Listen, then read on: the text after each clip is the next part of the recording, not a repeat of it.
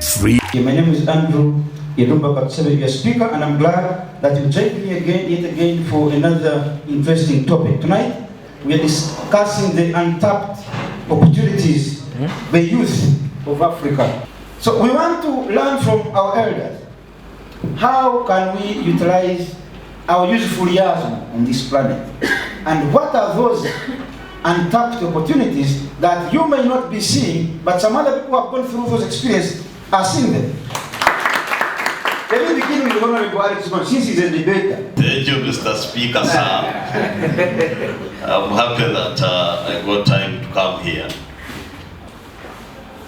This topic is broad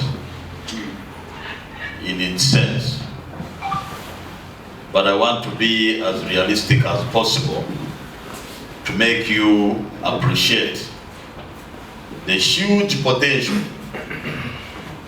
that surrounds us and yet untapped. As a young man from Fort Portal, I grew up in Fort Portal for the whole of my life. From secondary, primary, university, I would always return home. But one of the challenging things that confronted me was, I was asking myself, why are my parents, the communities, why do they want me to study? So I would ask myself, why do they want me to be better than them? Why are people struggling so much to make sure that they succeed and come out? Why? So for me, that was a fundamental question that changed my perception and life, because I felt highly indebted. I did not know what to do for the community in total. So for me, that kept into my mind, and I started asking and searching and said, I think I must give back and do something to change the lives of the people. So I looked at my life, not in my selfish line. I have seen so many people, they just want to finish university, get a good wife, have a family, buy a car, put up a home, and then they feel so good. Of course,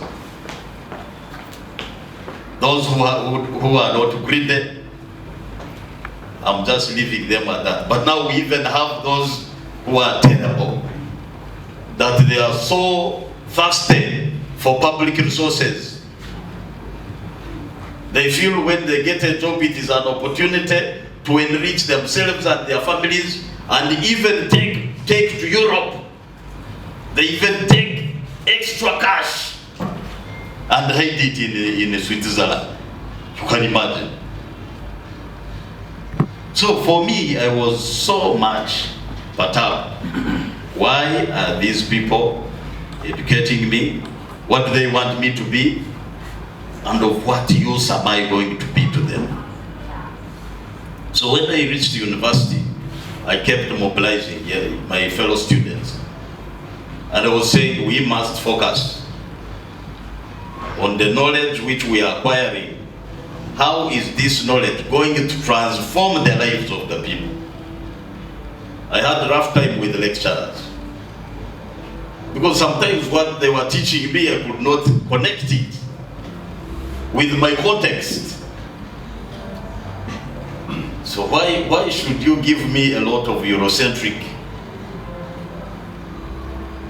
information that has nothing to do with my local environment? So I could really ask these questions. I said, why should I?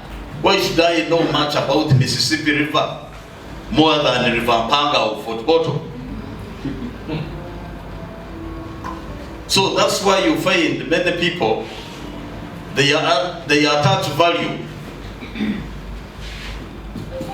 to what is in Europe, America, and give very little value to what surrounds them. because you have been terribly indoctrinated and you have allowed yourselves to just follow without question, and you become very dangerous human beings around, because you are now hopeless. You don't even know what to do. The type of education which they have pushed into you, on top of the religion, the fight, is so distant from your local environment. When you go to a university, then that means you've got an open, it's a universal account for knowledge. So you can discover anything you want in this world. Because you have been given that chance, you can now open anything. But you see, what kills many of us is that you think if you have studied that small course with your degree, then you believe that you must get a job in line of what you studied, and everything is narrowed to that. You forget that your brain is inelastic and it can do wonders. So I left my brain, I gave it free space to think, to be solution driven. And whatever I was doing, I wanted to solve. But the youth of today, they are full of lamentations. You know, this youthful stage is robust. It is a period where you can take risks. It is a period where you don't have a lot of commitments, family obligations. So you have got that time where you can experiment and really make things happen. You discover. Nobody will punish you for trying to think big. So I said I have to think big. But at the same time, I would juxtapose myself and say a youth of China. What is preoccupying a youth of China, of my age?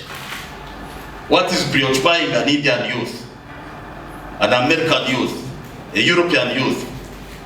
How can we compare? How can I be competitive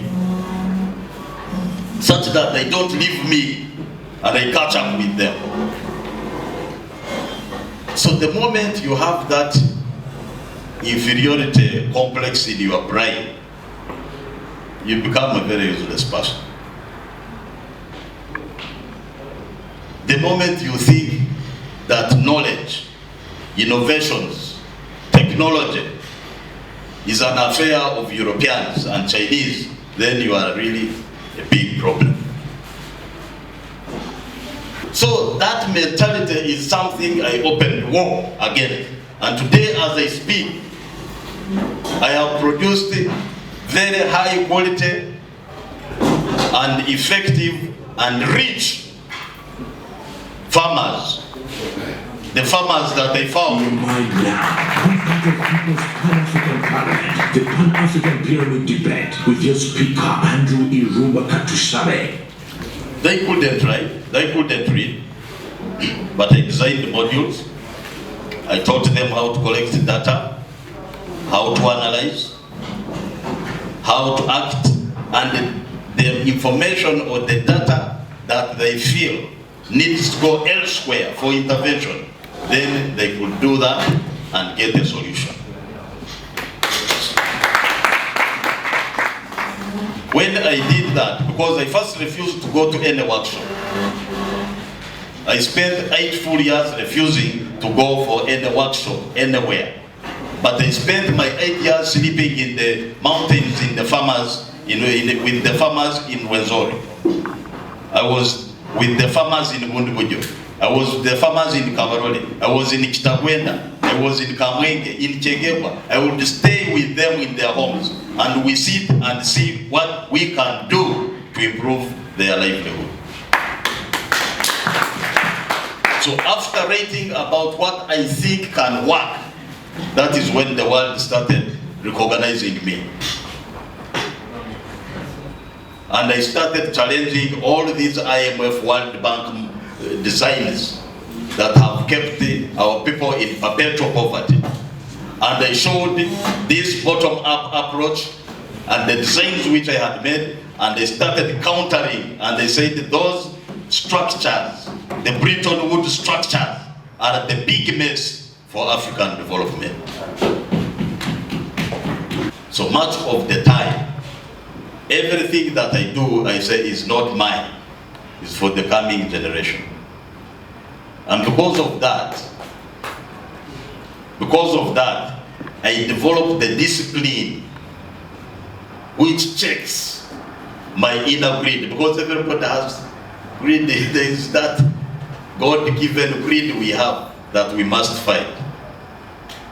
So you have to tame it, you have to control it, because you have to know that there are those who are going to come after you, and you are not the first who has been here. There are those who were there before you, and now you are also there, and you have got to think about those who come after you. So the moment you have that, then you know there is a future. The chances of tapping the potential we have in Africa would be enormous. Unfortunately,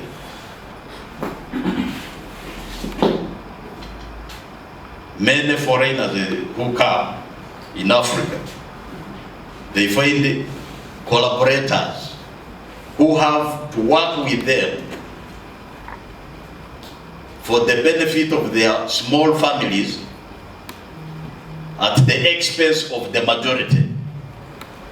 So the whole relationship is for you to go into deals that will make you enjoy with your family. That's a pity. The foreigner benefits enormously. The wealth is taken away, and your people remain impoverished. And that model is an imperialistic model. It is a design. And when you try to fight it, they will do their best either to overthrow you when you are in government or to kill you. So it's an international design. So when you are a leader in Africa, your job is to serve the interests of the imperialists against your own people. Short of that, you know what will follow. So we are in a big dilemma. So young people, you have got a war to fight. Unfortunately, I find many people, the way how you behave and take yourselves is as if you are not at war. It's a big war. The capitalistic war that has caged us is not a simple war. It is a war where we need collective brains, build the capacity to counter. So if we cannot raise the critical mass of thinkers for this continent, we will only be left for debates.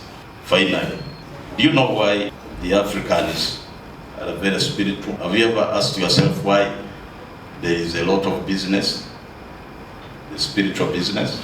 Don't you think those pastors have seen a huge potential? That's the business. Because you are desperate.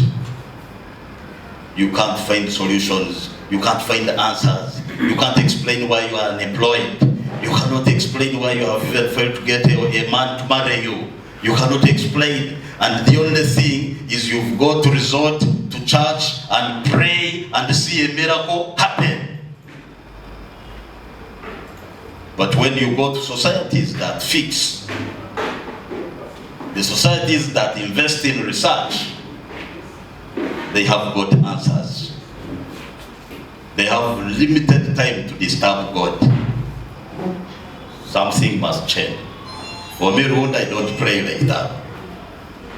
I only know one thing that I need is wisdom. Simple. I only need wisdom from God. I don't need anything. So it is that drives me, that gets me passionate, and I become innovative and look for solutions.